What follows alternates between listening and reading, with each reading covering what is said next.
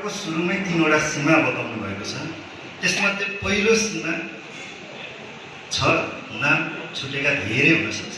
त्यो कुरा यहाँ हामीले प्रस्तुत गर्ने बेलामा 3 पटक दोहोऱ्याउनु भयो।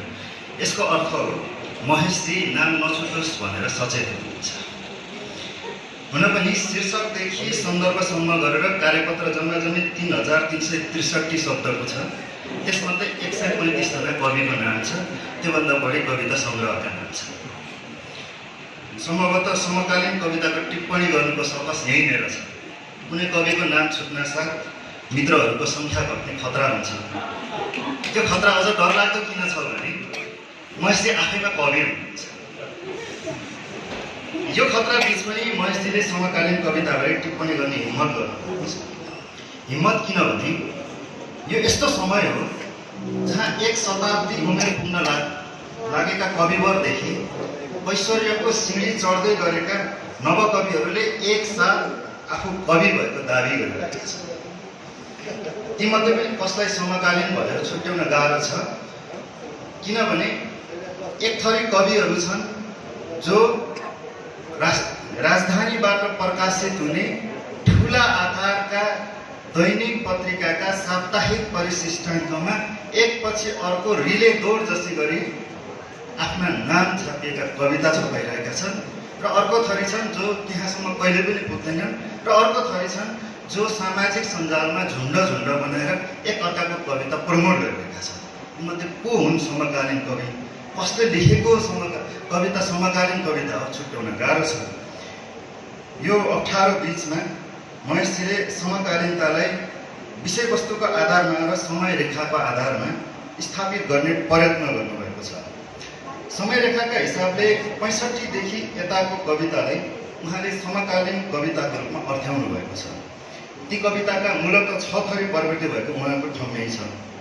म यी ठम्याइहरूमा पूर्णतः विमति जनाउँदिनँ, तर यिनमा केही अपूर्णता महसुस गर्छु।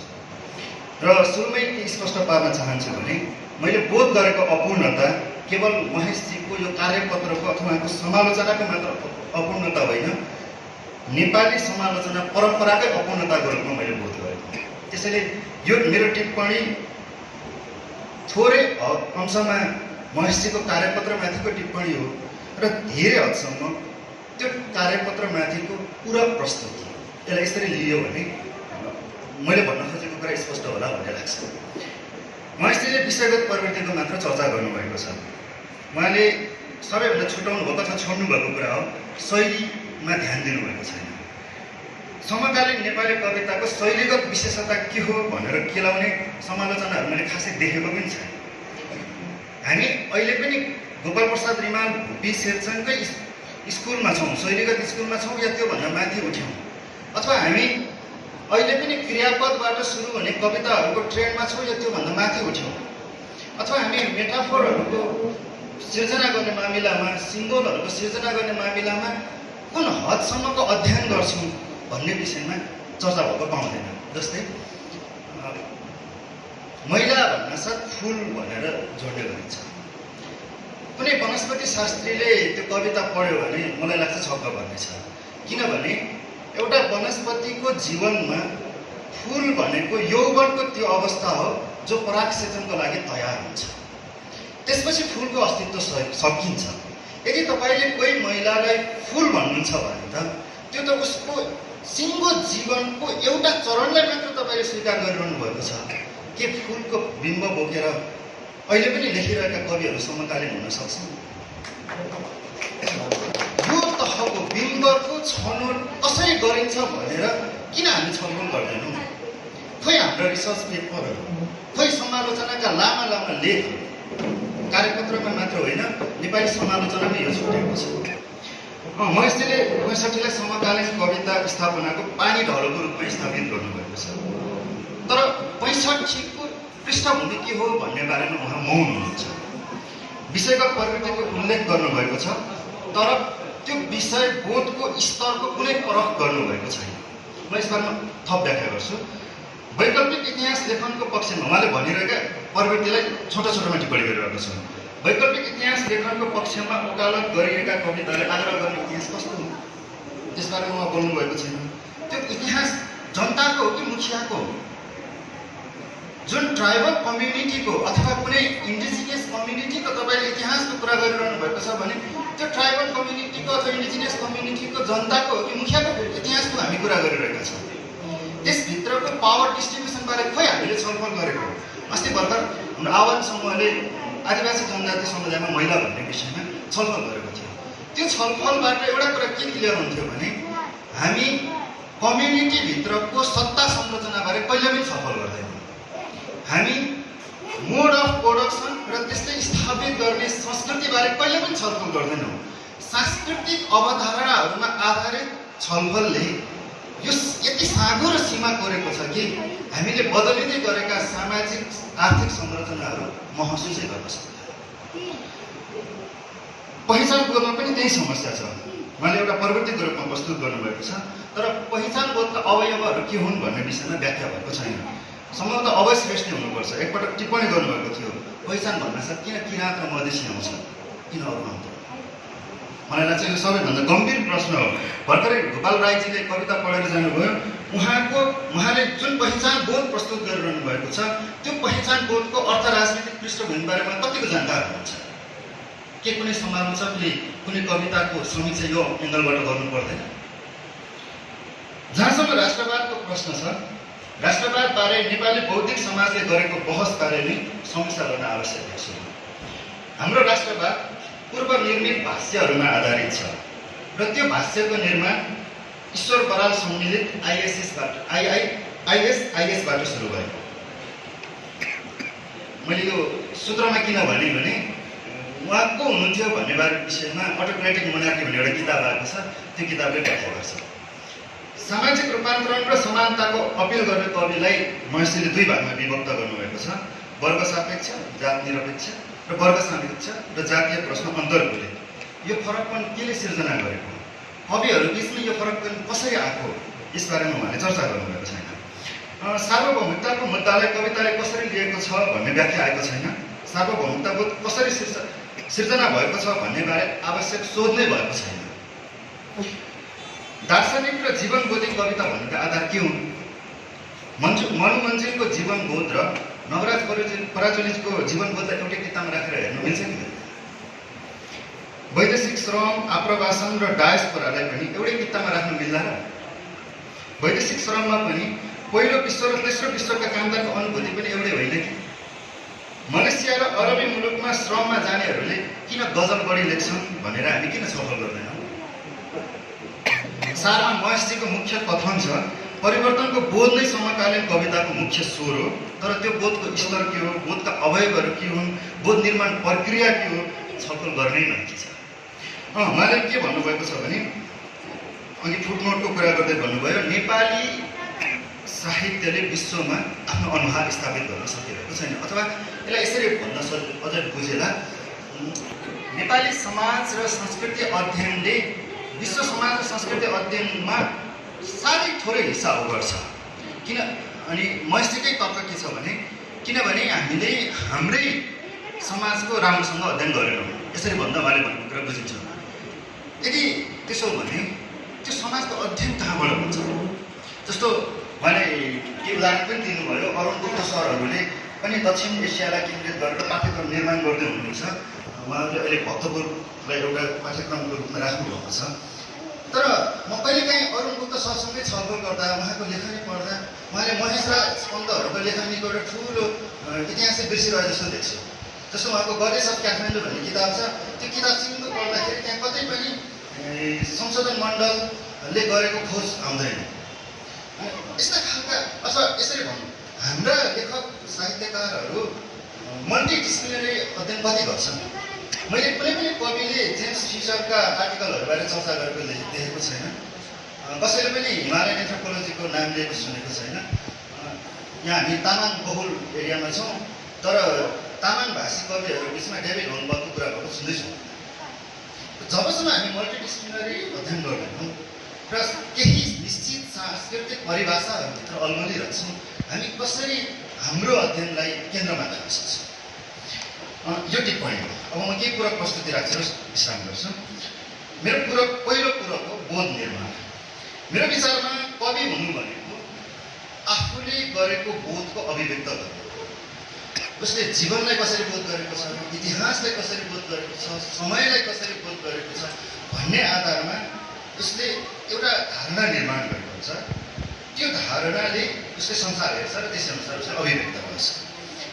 जस्तै म वनस्पति शास्त्रकै फेरि उदाहरण दिन्छु। ढुङ्गामा झ्याउलाएको कसैले देख्यो भने, सामान्य मान्छेले देख्यो भने त्यो झ्याउ मात्रै देख्छ, उसले झ्याउको जीवन देख्छ। एउटा इकोलोजिस्टले हेऱ्यो भने ढुङ्गा त मरिरहेको रहेछ भनेर देख्छ, किनभने झ्याउ एकपटक बाँच्छ, त्यो मर्छ, त्यो पुगेपछि एसिड निस्किन्छ, त्यो एसिडले ढुङ्गा गलाउँदै जान्छ। तपाईँले ढुङ्गामा देखिने जति पनि सेता छापहरू देख्नुहुन्छ त्यो हरेक मृत झ्याउहरूको जीवनको अस्तित्वको प्रतीक। बोध कसरी गरिएको छ भन्ने आधारमा हामी कुनै पनि चिजलाई कसरी देख्छौँ भन्ने हाम्रा कविहरूको बोध निर्माण प्रक्रिया कस्तो हो भन्ने विषयमा हामी छलफल गर्छौँ। फर इक्जाम्पल, श्रवण मुकारुङ र राजन मुकारुङ बिचको पहिचान बोध एउटै हो कि होइन भन्ने विषयमा खासै धेरै छलफल भएको देख्दिनँ। मैले उहाँहरूकै नाम किन लिएँ भने उहाँहरू एउटै फ्यामिलीको हुनुहुन्छ, तर मलाई लाग्छ उहाँहरूको त्यो पहिचान बोधमा केही फरक छ। त्यो फरक किन ल्यायो भन्ने विषयमा हामी छलफल गर्दैनौँ। मैले यो बोध निर्माण प्रक्रियाको आधारमा हेर्दाखेरि अहिले समकालीन लेखनमा मूलतः 4 चरणका कविहरू क्रियाशील भएको पाउँछु। पहिले एउटा फुटनोट, यो 4 चरण छुट्याउँदा मैले कविवर माधव घिमिरेको पुस्तालाई ससम्मान सांस्कृतिक विरासतको पुर्खाको पुस्तामा आसन गराउन भएको छु। त्यसपछि मैले 4वटा चरण देख्छु। एउटा हुन् 2020 र 30 को दशकमा बोध निर्माण गरेका कविहरू। 20 र 30 भनेपछि 1970s को दशक हो, जति बेला संसारभरि आर्थिक मन्दीले सिर्जना गरेको नैराश्यता, पुँजीवादले पैदा गरेको निराशाबाट उन्मुक्त हुन खोजिरहेका केही थरी मान्छेहरू, त्यसै सिर्जना गरेका हङ्ग्री जेनेरेसन अथवा एलिस गिल्सवर्थ जस्ताहरूको आन्दोलन र ल्याटिन अमेरिकी कन्ट्रीहरूमा अथवा हाम्रै इस्ट एसियामा फैलिँदै गरेको कम्युनिजम, यो सबैको प्रसार हाम्रो नेपालमा पनि भएको थियो। र नेपाली कविहरू मध्ये पनि केही कविहरू थिए जो पक्षधरता लिन्थे, राजनीतिक रूपमा पक्षधरता लिन्थे, केही खुलमखुला राजनीतिक पक्षधरता लिन सक्दैनथे। त्यो आधारमा 3 थरी कविहरू निर्माण भए। एक थरी विमल नेवार जो पार्टीगत रूपमा पनि प्रतिबद्ध थिए, जस्तो उहाँले आफै भन्नुहुन्छ मलाई कविताको कुन किताबमा उभिएको थाहा छ। उहाँ प्रष्ट रूपमा एउटा निश्चित राजनीतिक स्कुलिङ अथवा दर्शनको स्कुलिङबाट गाइडेड भएर प्रतिबद्ध हुनुभयो, अथवा त्यस्तै खालको प्रतिबद्धता भएका हरेक अधिकारीहरू भयो भने त्यसबाट अलिकति पर बस्न खोजेर आफ्नो पहिचान खोजिरहेका मोहन गैरालाहरू थिए। जस्तै उहाँहरूको कविताको शैलीमा फरक ल्याइरहेको थियो। उहाँहरू अहिले पनि सक्रिय नै हुनुहुन्छ। 40 र 50 को दशक तेस्रो लहरको दशक थियो। संसारभरि प्रजातन्त्रीकरण भइरहेको थियो। नेपालमा बहुदल आएर पार्टी प्रशिक्षणहरू चलिरहेको थियो। गाउँ गाउँमा पार्टीका मुखपत्रहरू भनेको म यहाँ एपिस्टोमोलोजीको कुरा गरेको छु, कसरी हाम्रा कविहरूको बोध निर्माण भएको थियो। जस्तो त्यस बेलामा आएको एउटा राम्रो आन्दोलन थियो संरक्षण कविता आन्दोलन, जसले भूपिन जन्मायो, तीर्थ गुरुङ जन्मायो, सरिता तिवारी जन्मायो, सरस्वती श्रेष्ठ जन्मायो। तर संरक्षण कविता आन्दोलन पोखराको मौलिक उत्पादन होइन। संसारभरि त्यति बेला पहिलोपटक ग्लोबल वार्मिङबारे बहस भइरहेको थियो। साना राष्ट्रहरूले ठुला औद्योगिक राष्ट्रहरूलाई कार्बन उत्सर्जन कम गर्ने सन्धि महासन्धिहरूमा हस्ताक्षर गर भनेर संसारभरि आवाज उठाइरहेका थिए। त्यसको प्रभाव पोखरासम्म पुग्यो। त्यसले निर्माण गरेका एक थरी कविहरू। 60 को दशकदेखि पहिलो संविधान सभाको पहिलो 2 वर्षसम्मको दशक पहिचान बोधले ढाकिएको दशक थियो, जसले आज सुनेका धेरै कविहरू छन्। म छोटोमा भनेको छु, यसबारे कतै विस्तृतमा लेखियो भने अझ राम्रो होला भन्ने ठान्छु। तर यो यहाँ भन्नु किन आवश्यक ठाने भने यति भनेपछि मैले फिडब्याक पाउँछु अनि मलाई अझै यो विषयमा स्पष्ट हुन सजिलो हुन्छ।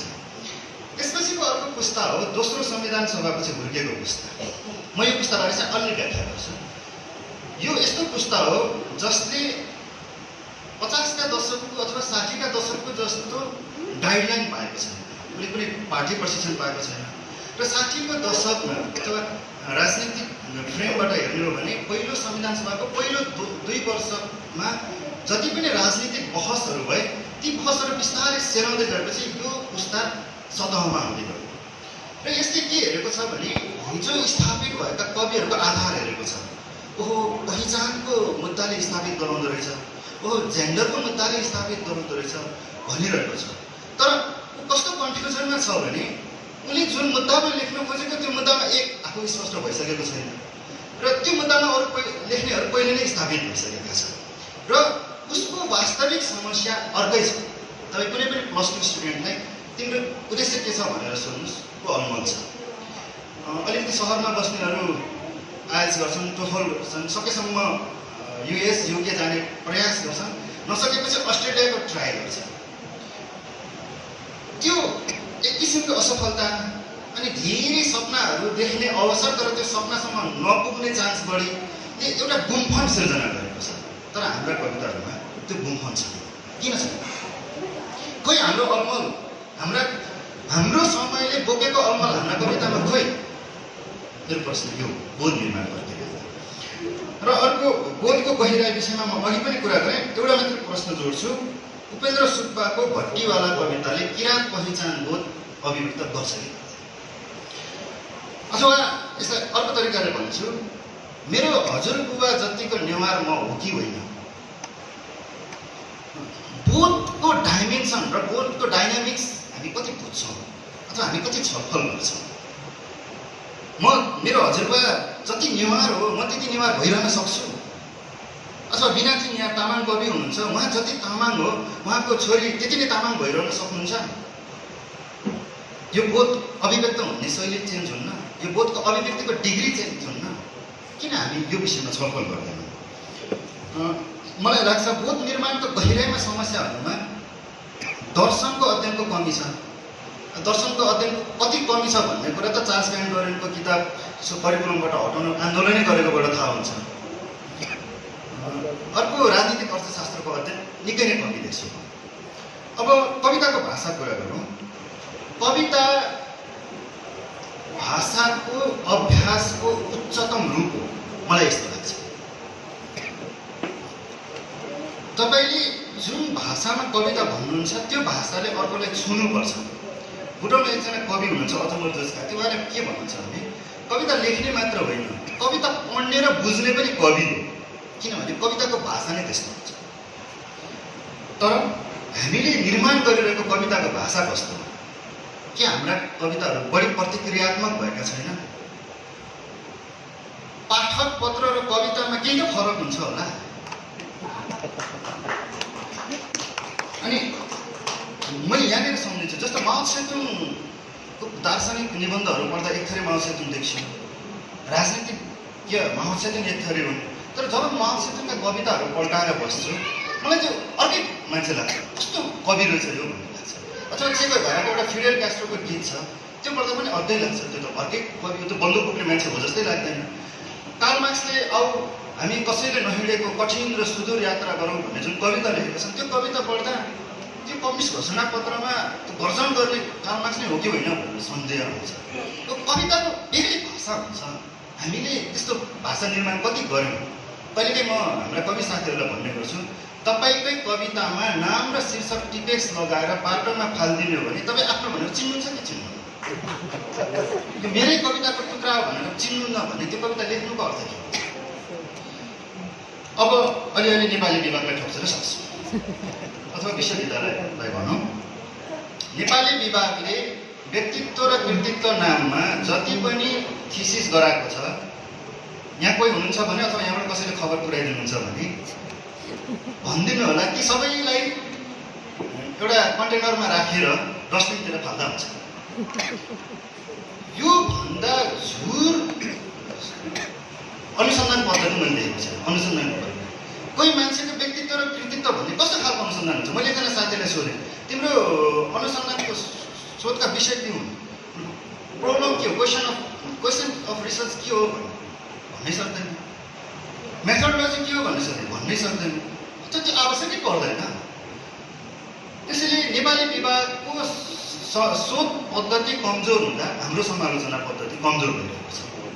मैले यो किन पनि भनेको भने मैले एकजना साथीलाई भने त्यो झलक मास्टर डिग्री पढ्दै गरेको नेपालीमा झलकमान गन्धर्वको एउटा गीत छ, काफे चरेको गीत।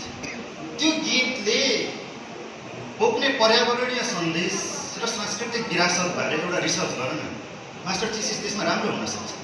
त्यो साथीले गएर आफ्नो गुरुलाई भन्यो, गुरुले भन्यो कहाँ यो त विद्यावारिधि भन्दा पनि ठुलो विषय भयो, तैँले गएर कसको फलानाको व्यक्तित्व जीवनी कृतित्व गर।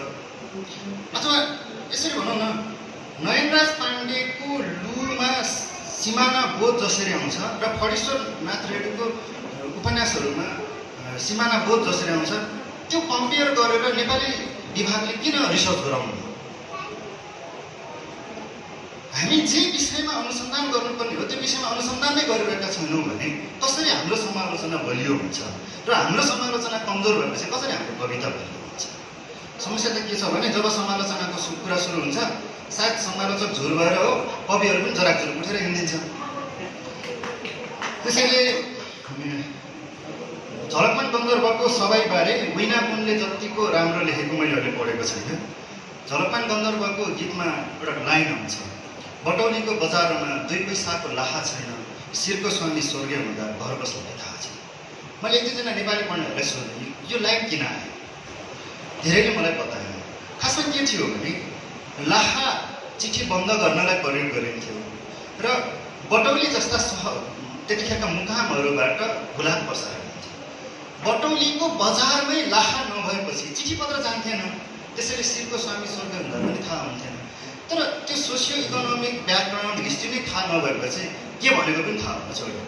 त्यसैले कहिलेकाहीँ लाग्छ के यस्ता रिसर्चरहरू जन्म्यौँ जो कविहरूको घरमा जाउँ, तिनीहरूको लाइब्रेरी खोतलुन्, के किताब पढ्छन्, हेरुन्, अनि यो मेटाफोर किन युज गरिस्, यो सिम्बल किन युज गरिस्, अथवा कवितामा यहीँनिर इन्टर किन हानिस् भनेर सोधौँ, एउटा गतिलो शोधपत्र तयार गरौँ, राम्रा समालोचना लेखौँ। यस्तै चाहन्छु। धन्यवाद।